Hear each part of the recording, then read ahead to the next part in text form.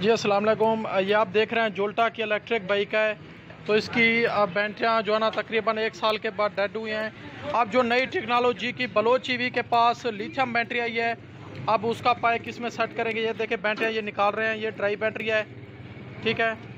तो जिस भाई को पूरे पाकिस्तान में अगर अपनी जोल्टा इलेक्ट्रिक बाइक की लिथियम बैटरी लगवानी हो तो आपको इसी वीडियो के अंदर बलोच ईवी कंपनी जो कि पूरे पाकिस्तान में लिथियम बैटरी सप्लाई करती है, आपको नंबर मिल जाएगा। आप आएँ, रब्ता करें, आपको लिथियम बैटरी मिल जाएगी, अवेलेबल है।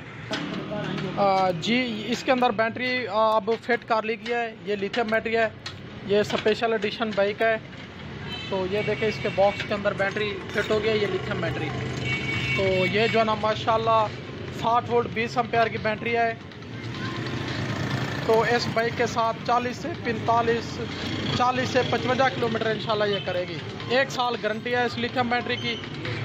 तो ये फिट हो गई है। और ये जो ड्राई है इसकी, ये बिल्कुल डेड हो गई थी और निकाल ली गई है।